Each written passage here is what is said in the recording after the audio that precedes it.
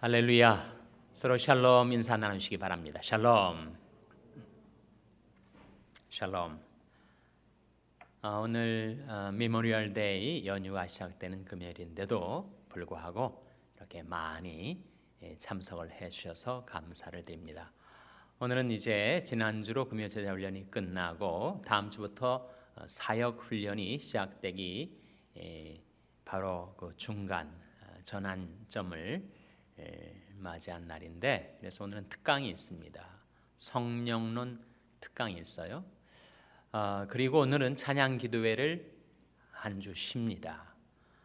우리 또 최정원 목사님이 오늘 청년부하고 일일 수양회 참여를 하시기 때문에 오늘은 특강 후에 수료증을 교부하고 그리고 파티를 엽니다. 이제 책 3권을 끝냈는데 책거리를 안 할 수가 없지 않겠습니까? 그래서 오늘 한 1시간 정도 특강 후에 여러분 친교실에 다 오셔서 우리 선교협에서 준비한 간식 좀 드시면서 교제 나누시다가 오늘은 평안히 돌아가시게 되겠습니다. 그런 일정으로 진행을 하도록 하겠어요. 아무리 특별한 일정이지만 숙제 검사는 또 해야 되겠죠. 우리가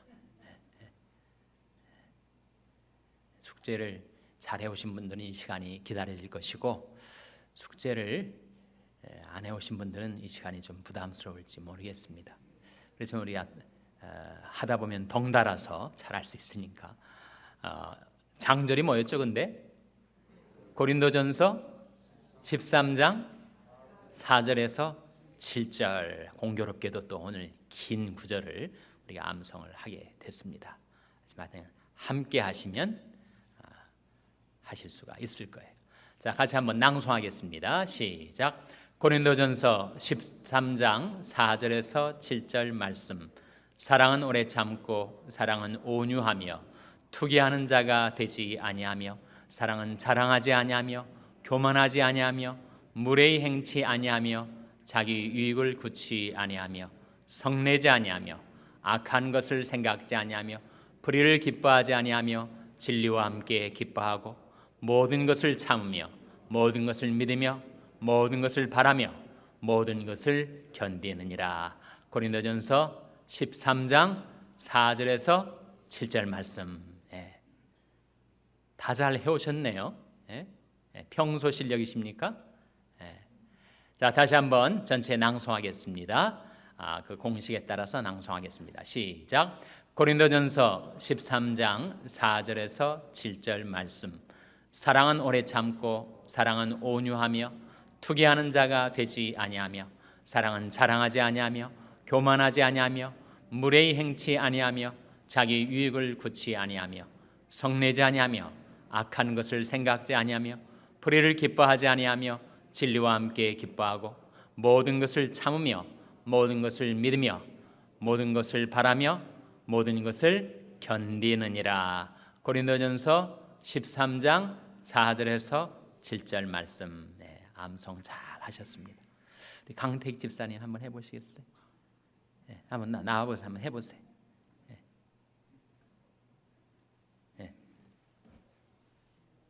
여기 좀 서세요. 쪽으로 오셔서. 여기 올라오세요. 마이크 대고 한번 낭송해 보시기 바랍니다. 고린도전서 13장 좀 가까이 대주시고 7절 말씀. 사랑은 오래 참고 사랑은 온유하며 투기하는 자가 되지 아니하며 사랑은 자랑하지 아니하며 교만하지 아니하며 무례히 행치 아니하며 자기 유익을 굳이 아니하며 성내지 아니하며 악한 것을 생각지 아니하며 불의를 기뻐하지 아니하며 진리와 함께 기뻐하고 모든 것을 참으며 모든 것을 믿으며 모든 것을 바라며 모든 것을 견디느니라. 고린도전서 13장 4절로 7절 말씀. 네. 감사합니다. 너무 잘하셨죠? 예, 사실 평상시에 자기가 외운 말씀이라도 앞에 나와서 이거 낭송하는 거 정말 어렵습니다.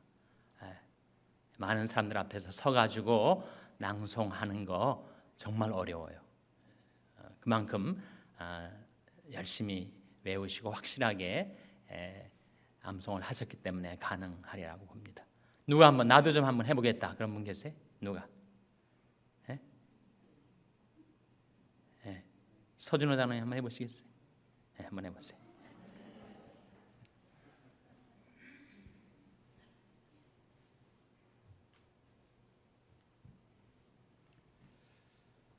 고린도전서 13장 4절에서 7절 말씀. 사랑은 오래 참고 사랑은 온유하며 투기하는 자가 되지 아니하며 사랑은 자랑치 아니하며 교만하지 아니하며 무례히 행치 아니하며 자기의 이익을 구치 아니하고 성내지 아니하며 자기의 이익을 구치 아니하며 성내지 아니하며 악한 것을 생각지 아니하며 불의를 기뻐하지 아니하며 진리와 함께 기뻐하고 모든 것을 참으며 모든 것을 믿으며 모든 것을 바라며 모든 것을 견디느니라. 고린도전서 13장 4절에서 7절 말씀. 아멘. 아멘.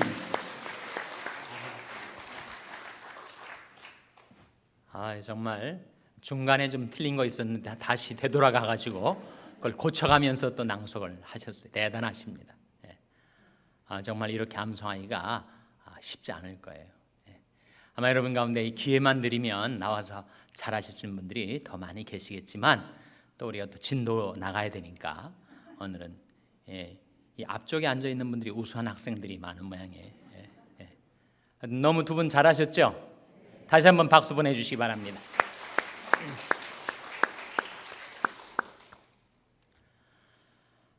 오늘은 성령론 특강이에요. 성령론 특강.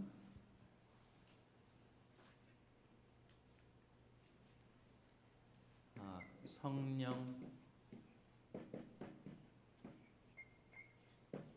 대해서 짧은 시간이지만 우리가 중요한 내용들을 함께 배우도록 하겠습니다.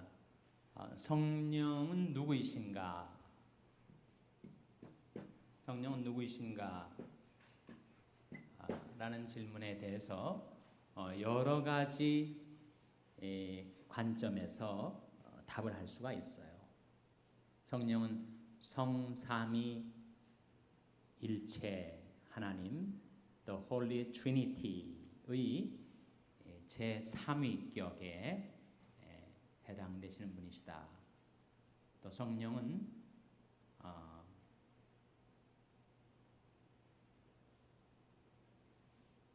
하나님의 창조와 구속과 심판의 역사에 동참하신 분이다.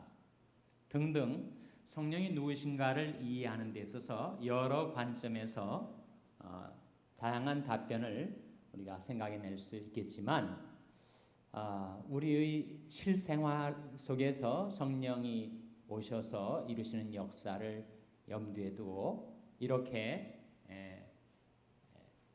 압축적으로 대답을 할 수 있을 것입니다. 성령은 완전한 인격이시며 무한한 권능이시다. 이렇게 대답을 할 수가 있을 거예요. 성령은 완전한 뭐라고요? 완전한 인격이시다.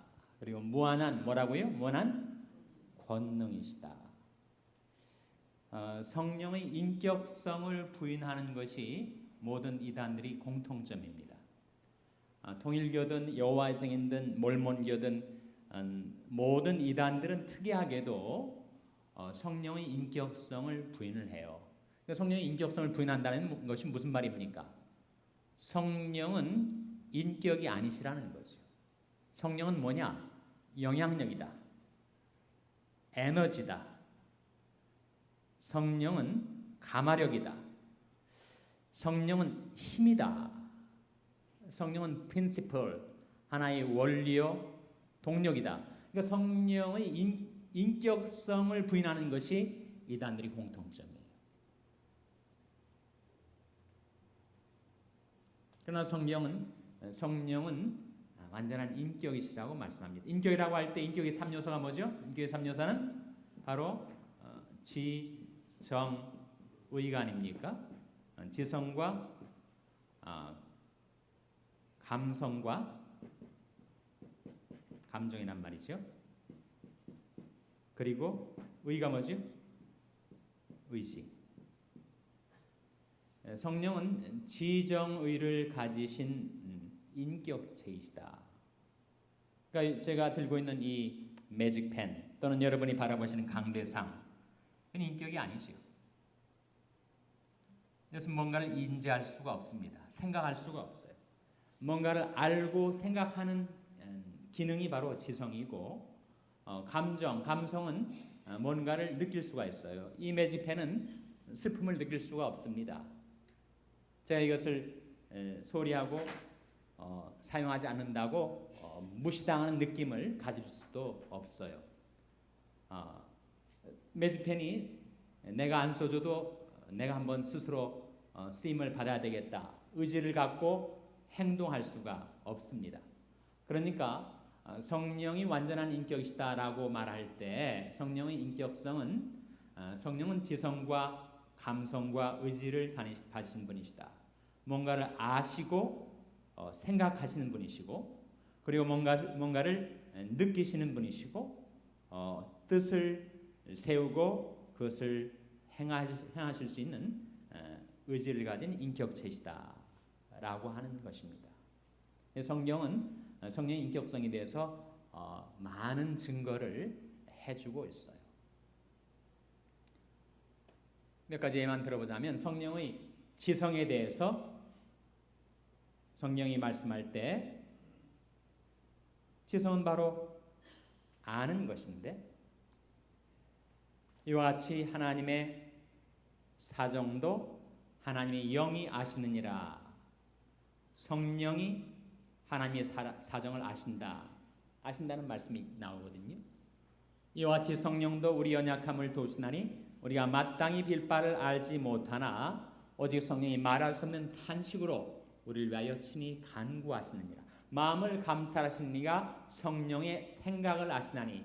성령의 생각이란 말이 뭐예요? 성령은 생각하실 수 있는 지성을 지니신 분이시다라고 하는 증거죠. 성령은 감성을 지니셔서 기뻐하시고 사랑하시고 근심하십니다. 하나님의 성령을 근심하게 하지 말라. 성령은 근심하실 수가 있는 분이세요. 우리가 성령을 거스리고 성령께 계속 불순종하고 성령을 거역하면 성령께서 우리를 바라보시면서 탄식하시죠. 근심 어린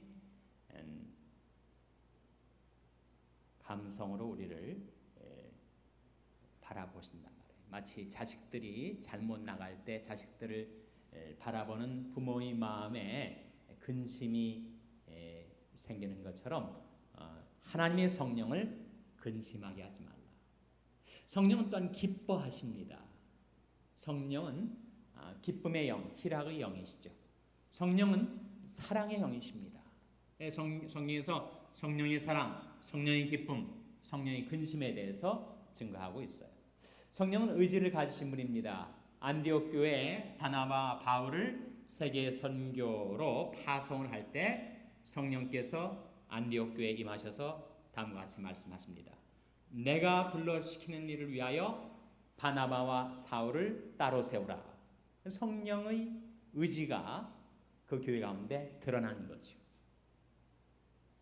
성령은 명확하게 성령은 마치 지성과 감정과 의지를 지니신 인격이시라는 것을 분명하게 증거하고 있어요. 근데 우리도 인격 아닙니까? 우리도 지성이 있고 감정이 있고 의지가 있는데 사실 우리의 인격성은 카피라는 거예요. 4번. 우리 인격의 오리지널은 무엇인가? 바로 성령이시라는 거예요. 그래서 성령은 완전한 인격이십니다. 성령은 추워도 성령의 인격성에 대해서 의심을 할 수 없게 확실한 증거를 하고 있습니다. 근데 인격만 가지고 계신 분이신가? 동시에 권능을 지니신 분이시다. 권능. 근데 성령의 권능이 무한하다는 거예요. 성령은 하나님이 창조의 역사에 동참하셨습니다. 창세기 1장 2절에 하나님께서 태초에 하나님께서 천지를 창조하시니라. 바로 그 다음 구절에 하나님이 신이 수면 위에 운행하시더라. 하나님의 신 곧 성령이 권능으로 하나님의 창조의 역사에 동참하셨어요. 성령은 창조의 능력을 가지고 계십니다. 주의 영을 보내어 저희를 창조하사 지면을 새롭게 하시나이다. 창조의 능력을 가졌어요. 성령은 우리를 죄에서 구원하시는 구속의 능력을 지니셨습니다. 예수님께서 십자가에 자신을 들으실 수 있었던 것, 아무리 하나님의 아들 메시아지만 가장 어려운 자기 생명, 자기 목숨을 십자가에 바칠 수 있었던 것도, 그것이 없었다면 인류 대속의 구원은 이루어질 수 없었을 터인데 어떻게 예수님께서 자기를 십자가에 들이실 수가 있었는가? 히브리서 9장 14절에 영원하신 성령으로 말미암아 흠없는 자기를 하나님께 드린 그리스도의 피가 라는 말씀이 나오듯이 그것은 성령으로 말미암아 이루어진 사건.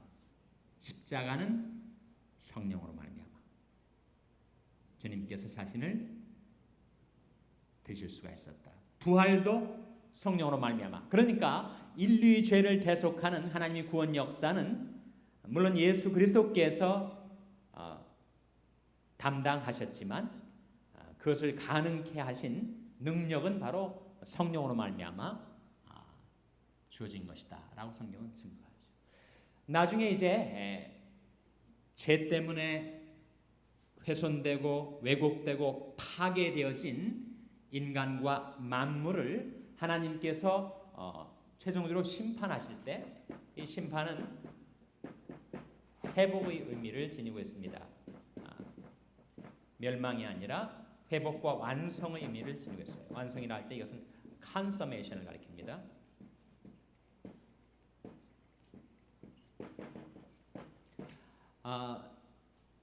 죄 때문에 망가지고 죄 때문에 부패되고 죄 때문에 영원히 멸망될 수밖에 없었던 우리 인간과 피조 세계를 회복시키시고 완성하셔서 재창조의 역사를 새하늘과 새 땅을 이루시는 것도 바로 성령의 권능으로 이루어지는 것이에요. 그렇다면 성령은 완전한 인격체이심과 동시에 무한한 권능을 가진 분이시다. 우리 인간은 좀 다르죠. 우리는 인격적으로 괜찮으면 무기력하게 되거나 또 뭔가 능력이 있으면 또 인격적으로 큰 흠결이 있을 수가 있는데 성령은 완전한 인격이시며 무한한 권능이시다 라고 하는 성령의 증거를 여러분이 확실하게 이해를 하실 수 있으면 좋겠습니다. 두 번째, 성령은 어떤 역사를 우리에게서 이루시는가?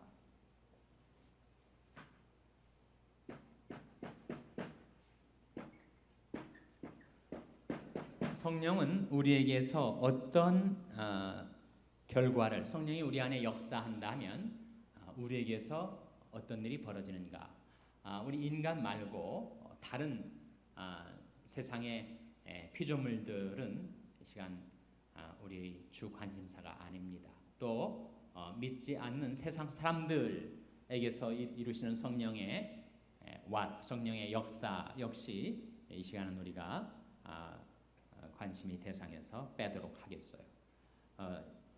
우리가 지금 주목하고자 하는 것은 성령은 믿는 자들, 하나님의 자녀들, 하나님의 백성들의 삶 속에 어떤 일을 이루시는가, 성령의 역사, 성령의 타치, 성령의 체험을 한 자들의 삶 속에 어떤 일이 일어나는가, 그게 두 가지가 있단 말이에요. 성령이 완전한 인격이시고 무한한 권능이시기 때문에 성령이 임하시면 우리 인격이 변화가 되게 됩니다. 그리고 성령이 임하셔서 우리 내면 세계 속에서 역사하실 때 우리가 능력을 부여받게 됩니다.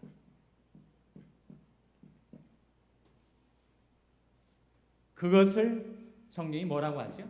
인격 변화, 성령의 체험, 성령의 타치로 인해서 우리의 심령과 인격이 변화되는 것을 성령이 뭐라고 하죠? 성령의 네? 이건 여러분이 대답을 하실 수 있어야 됩니다.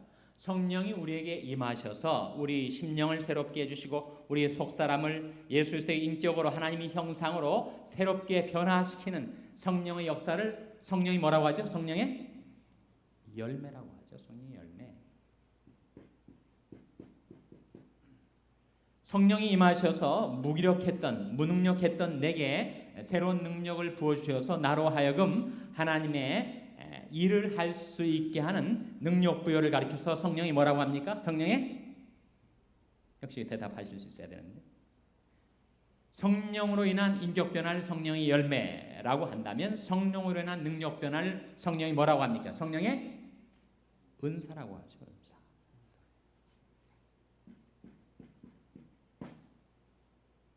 그러니까 성령께서 오셔서 나라는 한 그리스도인 삶 속에 어떤 일을 이루시는가, 나의 인격을 그리스도의 인격으로 변화시키는 성령의 열매를 맺게 하시고, 그리고 하나님의 은혜로 구원을 받았으나 하나님의 뜻을 행하기에는, 하나님 말씀 순종하기에는 역부족인 나약한 내게 능력을 부어주셔서 하나님의 일을 할 수 있도록, 하나님의 사역을 할 수 있도록 능력을 부어주는 것을 성령의 은사라고 한다. 이 두 가지하고 이 두 가지를 비교해 보세요. 성령은 완전한 인격이시기에 우리를 하나님의 형상 예수 그리스도의 인격으로 변화시켜 마침내 성령의 열매를 맺게 하시는 분이시다. 그러니까 성령의 열매 우리가 몇 가지를 말하죠? 흔히 성령의 열매는 오직 성령의 열매는 사랑과 희락과 화평과 오래 참음과 그다음 뭡니까? 자비와 양선과 충성과 온유와 절제니라고 했을 때 이 9가지 성령의 열매는 다 뭘 보여주는가? 우리에게 예수 그리스도의 인격을 보여준단 말이에요. 우리 육안으로 볼 수 없는 하나님의 형상이 무엇인지를 보여주는 겁니다. 여러분이 지금 잘 암송하셨던 고린도전서 13장 4절에서 7절에 사랑은 오래 참고로 시작되는 사랑의 15가지 특성이 바로 예수 그리스도의 인격을 보여주는 것처럼 성령의 열매 9가지는 하나님의 형상이 무엇인지, 예수 그리스도의 인격이 무엇인지, 성령의 품성이 무엇인지를 우리에게 보여주고 있어요. 그러니까 성령은 만일 누군가가 여러분에게 와서 성령의 인격을 지니신 인격체라고 하셨는데 성령은 어떤 인격을 가지고 계십니까? 라고 묻는다면 여러분이 자신 있게 대답할 수 있는 성령의 9가지 인격적인 특성이 있다는 거예요. 이게 뭐라는 겁니까? 사랑, 희락, 화평, 오래 참음, 자비, 양선, 충성, 온유, 절제라는 게. 이게 다 인격적인 특성입니다. 성령의 품성을 보여주고 있는데 성령이 우리에게 오셔서 우리에게 사랑이 없었는데 나로 하여금 사랑을 할 수 있는 인격으로 변화시켜 주시고 늘 우울하고 그리고 어둠 가운데 침체되어 있었는데 내게 희락의 기름을, 즐거움의 기름을 내게 부어주시고 성령은 늘 불안하고 다른 사람들과 다투고 그리고 화평이 없었던 내게 화평을 가져다 주시고, 참지 못하고 조급하고 성급하고 일을 그르치던 내게 성령이 오셔서 나로 하여금 오래 참게 해주시고, 다른 사람에 대해서 아주 쌀쌀맞게 냉담하게 대했던 내게 자비로운 마음을 심어주시고, 뭔가 악함이 내게 남아있었는데 그것을 다 제하시고 양선을 내 마음속에 심어주시고, 꾸준하지 못하고 왔다 갔다 오락가락했던 내게 성령께서 충성스러운 그런 심령과 성품을 심어주시고, 혈기내기 잘하고 참지 못하던 내게 온유하고 다른 사람들에게 양보할 수 있는 자로 만들어주시고, 절제하지 못하고 방탕했던 내게 나의 인격과 삶을 통제할 수 있는 통제력, 절제력을 주시고, 이게 다 성령이 오셔서 우리 인격을 변화시켜가지고 성령의 품성, 그 성령의 열매를 맺게 해주시는 겁니다. 이게 얼마나 고귀한 일인지, 얼마나 귀한 것인지 우리가 인생을 살아갈수록 더 느끼지 않습니까?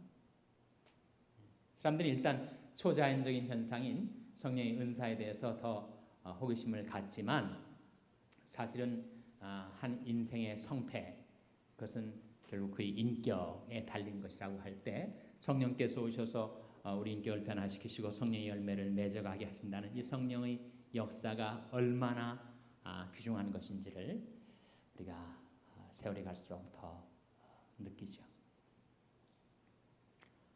뿐만 아니라 성령은 무한한 권능을 가지셔서 성령이 우리 한 사람 한 사람에게 임하시고 우리 속 사람을 타치하시고 우리 속에 역사하실 때 성령의 능력이 우리에게 부여가 됩니다. 그것을 은사라고 해요. 은사. 고등학교 때 선생님 은사 말고 은자는 같죠. 은자는 은혜 은자. 사자는 무슨 사자라고요? 은사라고 할 때 사자는 줄사자입니다.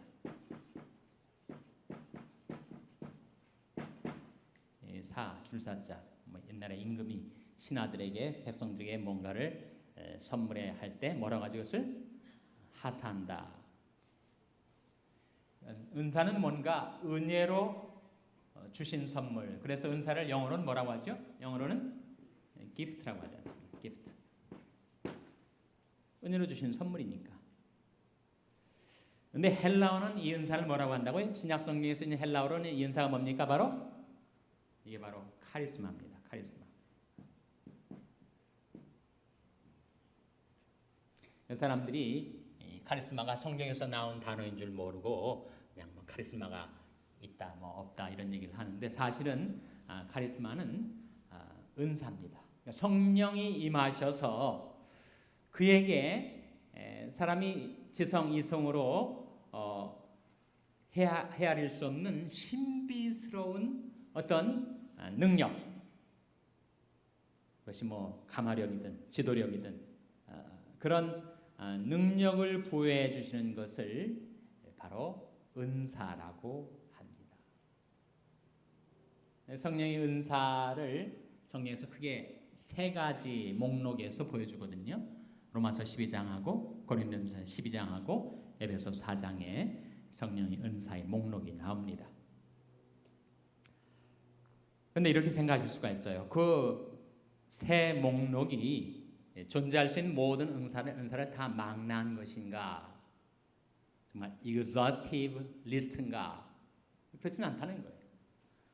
대표적인 은사들을 그 세 목록에서 제시하고 있지, 성령의 다양한 은사들이 믿는 자들에게 부여가 됐어요. 예를 들어서 그 은사의 목록 21가지를 다 봐도 거기에 기도의 은사 나오지 않지만 기도의 카리스마를 받은 사람이 있단 말이에요. 또 찬양의 은사를 받은 사람들이 있단 말이에요.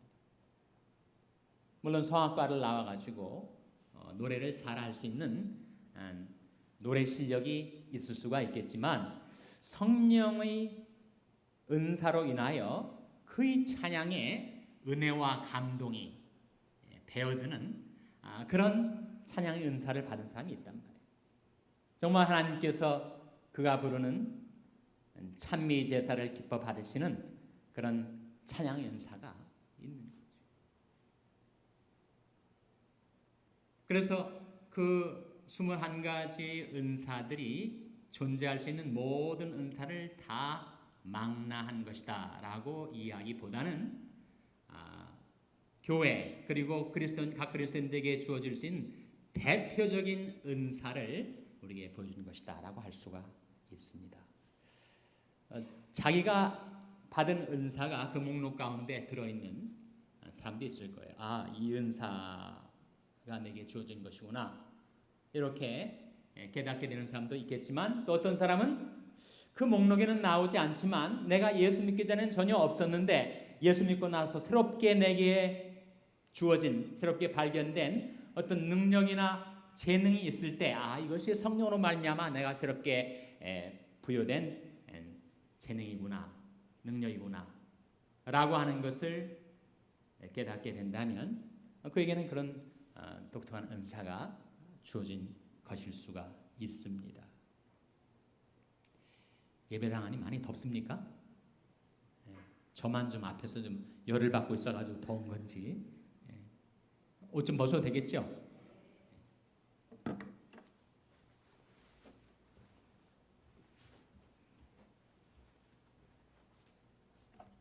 그래서 은사는 무엇인가? 무한한 권능이신 성령께서 하나님이 창조와 구속과 심판의 역사에 동참하신 성령께서 연약한 우리들에게 새로운 능력과 재능을 부여하셔서 하나님이 우리에게 하라고 하신 일을 감당할 수 있는 능력 있는 그리스도인으로서의 삶을 살아갈 수 있도록 우리에게 성령의 기름 부음을 부어주신 그 결과로서의 능력 혹은 재능을 가리켜서 은사라고 한다.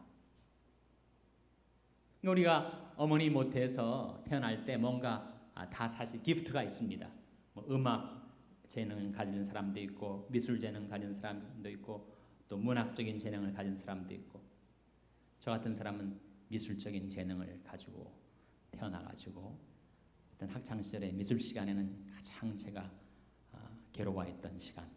아무리 입체감이 나는 물체를 그려도 저는 일관된 화풍으로 아주 극히 평면적이고 단면적인 그림을 그릴 수 있는, 그래서 어머니 모태에서 태어날 때 자연적인 재능, 선천적인 재능, 기프트가 있단 말이에요. 그런데 성령의 은사는 뭘 말하는가? 예수 믿고 거듭날 때 새로운 생명, 영적인 생명이 내게 부여되었을 때 그 생명 안에 놓여져 있었던 영적인 재능, 그걸 가리켜서 은사라고 한다. 여러분이 어떤 은사를 내가 예수 믿고 나서 받은 것인지를 깨닫는 것이 중요합니다. 아이들이 처음에 1살, 2살 때 얘가 어떤 재능을 가지고 있는지 모르잖아요. 아이들이 이제 좀 커가면서 음악도 시켜보고 미술도 시켜보고 또 글짓기도 시켜보고 뭐 여러 가지 운동도 시켜보고 하면서 얘는 이런 재능이 있구나 하는 것을 부모도 깨닫고 아이도 알게 되는 것처럼 우리 역시 교회 안에서, 교회 학교에서도 봉사하고 부엌에서도 봉사하고 구역장으로서도 봉사하고 우리에게 기회가 주어진 대로 여러 가지 봉사를 하다가 특별히 그것을 하면 내 마음이 즐겁고 다른 사람들도 인정을 해주고 또 그 사역의 열매도 맺혀가고 그럴 때 내게 이런 재능이 있구나, 내가 교사로서의 재능이, 교사로서의 은사가 부여된 것이구나, 아니면 내게 섬김의 은사가 있는 것이구나. 아니면 내게 리더십의 은사가 있는 것이구나. 아니면 내게 지혜의 말씀, 지식의 말씀의 은사가 있는 내게 신의 은사가 있었던 거구나. 사람들을 위해서 중보기도를 하고 병든 자에게 손을 얹어서 기도를 했는데 그 사람들이 기적적으로 좀 나아지고 치유가 될 때 내게 그런 은사가 있는지 몰랐는데 하나님이 내게 신의 은사를 주신 것인가 보다. 이렇게 경험을 통해서 자기에게 주어진 은사가 무엇인지를 우리가 깨닫게 됩니다. 그러니까 아이가 나는 내가 어떤 재능을 물려받았는지를 알기 전에는 일체 내가 움직이지 않겠다. 그럼 언제까지나 그 아이는 그 아이 재능이 뭔지를 모르고 살아갈 거예요. 나 손에 닿는 대로 이것도 해보고 저것도 해보고 하다 보니까 그걸 하면은 정말 남보다 더 잘하고 즐겁게 하고 열매도 맺고 사람들에게 인정과 칭찬과 상도 받게 될 때 내게 이런 은사가 있구나, 이런 재능이 있구나 하는 걸 아는 것과 똑같다는 거죠. 교회에서나 가정에서나 직장에서나 사회에서 하나님께서 내게 기회를 주셔서 일하게 하신 그 모든 일들을 충실하게 하면서 봉사의 경험을 쌓는 가운데 그 일만 하면 내 마음이 즐겁고 신명도 나고 다른 사람들도 인정을 해주고 뭔가 내가 기여하는 바도 있고 그것을 통해서 나한테는 이런 영적인 재능 바로 은사가 주어진 것이구나 하는 것을 내가 깨달을 수가 있다는 거죠. 성령은 그래서 완전한 인격이시기 때문에 죄로 망가진, 죄로 왜곡되고 죄로 결함투성인 나의 인격을 변화시켜서 예수 그리스도의 인격으로 성령의 품성으로 성령의 열매를 맺어가게 하시고 그리고 내게 정말 하나님이 일을 할 수 있는 능력이 없었는데 성령으로 재능과 능력이 내게 부어져서 하나님이 내게 하라고 하신 일을 감당할 수 있는 그런 성령의 은사를 내게 주시기도 한다는 거죠. 사람들은 통상 이쪽에 좀 더 관심이 많습니다. 초자연적인 현상이 나타나니까. 그러나 하나님이 영원하신 목적은 우리를 하나님의 형상으로 예수 그리스도의 인격으로 성령의 품성으로 변화시키는 성령의 열매가 사실 더 중요하죠. 이는 영원히 가는 겁니다. 이는 이 세상에서 우리가 일할 동안에 필요한 거죠.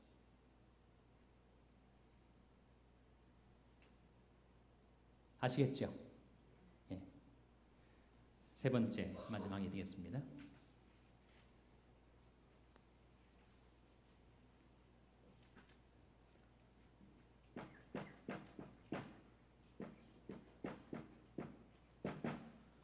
문제는 how입니다. 어떻게 성령을 체험할 수가 있는가? 어떻게 성령의 충만을 받을 수가 있는가? 어떻게 성령의 은사를 받고 성령의 열매를 맺을 수가 있는가? 어떻게 완전한 인격이신 성령의 감화를 받아서 나도 인격적인 변화를 체험하고 어떻게 무한한 권능이신 성령의 타치를 받아서 미약하고 나약했던 내가 능력 있는 그리스도인의 삶을 살 수가 있는가 하는 거죠. 여기에 대해서 성경이 명확하게 우리에게 그 길을 보여줍니다. 첫째는 회개하라고 합니다. 사도행전 2장 38절 말씀에 너희가 회개하여 각각 예수 그리스도 이름으로 세례를 받고 죄사함을 얻으라. 그리하면 성령의 선물을 얻으리니. 성령의 선물을 어떻게 받는가? 성령의 타치를 어떻게 받는가? 성령의 감화 감동, 성령의 능력 부여를 어떻게 체험하는가? 너희가 회개하여. 왜 이것이 중요한가 하면 성령의 성자가 무슨 성자죠? 성령의 성자가 무슨 성자입니까? 거룩할 성자죠. 성령은 홀리 스피릿입니다. 홀리 스피릿. 그러니까 죄가 있는 곳에 성령은 임하실 않아요. 거룩한 영이신 성령은 필연적으로 죄와 짝하여 살고 죄를 품고 사는 우리가 그 죄를 떨쳐버리는 죄와 결별하는 돌이킴, 회개가 있을 때 그때 우리에게 임하십니다. 거룩하신 영은 내가 완강히 죄를 품고 살려 할 때 내게 충만히 임하시지 않죠. 오히려 그 죄가 나로 하여금 성령이 나를 충만하게 사로잡으려 하는 것을 거부하고 배척하게 만드니까. 분명하게 성령을 받는 길이 성령은 회개다라고 말씀하죠. 그러므로 너희가 회개하고 돌이켜 죄 없이 함을 받아라. 이같이 하면 유쾌하게 된 날이 주 앞으로부터 이를 것이요. 사실 성령의 약속이거든요. 그러니까 우리 누구나 죄성을 지니고 죄를 품고 살아갈 때가 있는데 우리가 회개하고 돌이켜서 내 죄를 내 마음과 삶 속에서 떨쳐버릴 때 그때 하나님께로부터 우리에게 성령이 임하셔서 우리 심신을 유쾌하게 상쾌하게 만드는 그날이 이르게 될 것이다. 제가 방금 인용한 말씀이 어디에 나오는 말씀이죠? 사도행전 3장 19절 말씀입니다. 그러므로 너희가 회개하고 돌이켜 죄 없이 함을 받으라. 이같이 하면 유쾌하게 낸 날이 주 앞으로부터 이를 것이요. 두 번째, 우리가 성령의 다치를 받고 성령의 감동을 받고 성령의 능력을 받을 수 있는 길, 그것은 간구입니다. 간구. 누가복음 11장 13절 말씀에 너희가 악할지라도 자식에게 좋은 것을 줄 줄 알거든 하물며 너희 천부께서 구하는 자에게 성령을 주시지 않겠느냐. 성령을 누구에게 주신다고요? 구하는 자에게. 성령 충만을 구하셔야 됩니다. 그래서 성령 충만을 받게 되는 것은 우리가 성령을 내게 충만히 부어 주시옵소서라는 간구에 대한 응답으로 우리에게 주어져요. 여러분 생활 속에서 정말 얼마나 많은 것들을 하나님께 구하며 살아가신지 몰라요. 좀 더 우리가 현재 구하고 있는 것보다는 더 많은 것을 구해야 됩니다. 얼마나 구할 것들이 많아요. 내 자식이나 나와 관련된 사람들까지 포함하면 곱하기 그만큼 더 많아지겠지만 나 한 사람 놓고 볼 때도 얼마나 구할 게 많아요. 인격적으로 문제, 건강상의 연약함, 또 인생이 필연적으로 빠져들게 되는 온갖 곤경과 시험, 거기서 우리가 구할 것이 얼마나 많습니까? 하나님께 구하지 않고 자기 힘으로 어떻게 헤어나 보려고 하는 것에 인간의 비극과 슬픔이 있는 거예요. 그래서 뭐든지 하나님 앞에 구해야 되는데 구할 것 중에 최고로 우리가 구해야 될 가장 중요한 기도의 제목은 바로 성령 충만입니다. 너희가 악할지라도 좋은 것을 자식에게 줄 줄 알거든 하물며 너희 천부께서 구하는 자에게 성령을 주시지 않겠느냐. 구하는 자에게 성령을 주신다. 그래서 여러분이 많은 간구를 드리시면서 살아가시기를 원하는데 그러나 가장 중요한 간구, 빠뜨리지 말고 구하셔야 할 것. 우리가 새벽 기도 시간에 매일 기도의 제목으로 제가 내놓지 않습니까?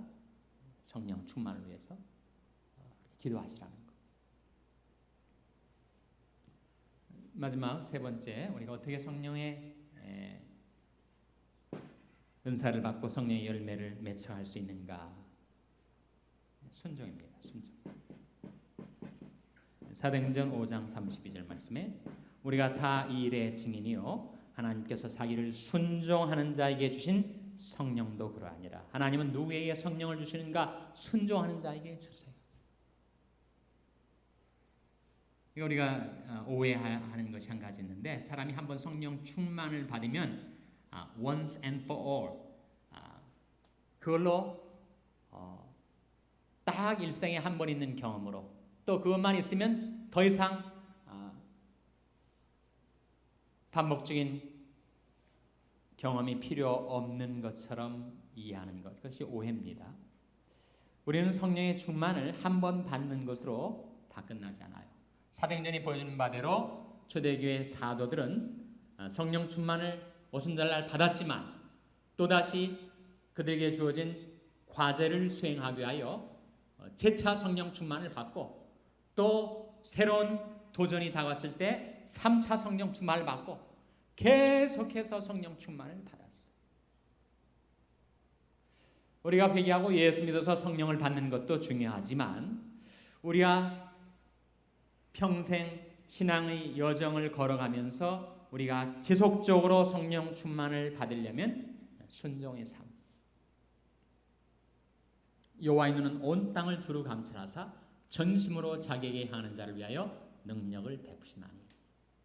우리가 전심으로 하나님께로 향하고 하나님의 말씀에 즐거이 순종하며 살 때 우리에게 성령이 충만하게 부어집니다. 이것은 단회적인 경험이 아니고 재차 3차 평생토록 반복적으로 지속적으로 우리가 체험해야 될 것인데 그것은 어떻게 가능한가? 우리가 순종하는 삶을 살 때. 그래서 이렇게 쉽게 생각할 수 있습니다. 자, 내가 지금 갈림길에 서 있어요. 한쪽은 순종의 길, 한쪽은 불순종의 길인데 내가 죄에 대한 미련, 쾌락에 대한 욕망 때문에 내가 불순종의 길로 접어들게 되면 내게 있었던 성령도 다 빠져나갑니다. 그러나 내가 결단하고 순종의 길에 접어들게 되면 어떻게 되는가? 하나님께서 그에게 성령을 계속 부어주시는 거예요. 그 순종이 더 깊고 지속적이 될수록 더 깊고 지속적인 성령의 충만함에 우리가 나아갈 수가 있습니다. 요한복음 3장 34절에 하나님의 보내신 이는 하나님의 말씀을 하나니 이는 하나님의 성령을 한량없이 주심이니라. 예수님에 대한 말씀인데 하나님께서 예수님에게 성령을 한량없이 주셨다. Without measure. 달아보고 측정해서 아깝게 조금씩 주시는 것이 아니라 무진장 부어주셨다.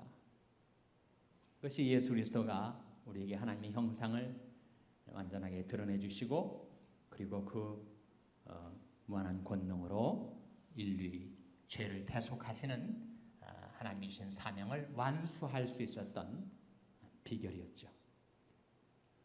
그래서 어떻게 하면 완전한 인격이신 성령의 감화 감동을 받아서 내가 성령의 열매를 맺어가고 어떻게 하면 내가 무한한 권능이신 성령께 능력과 재능을 부여받아 성령의 은사를 가지고 섬길 수가 있는가?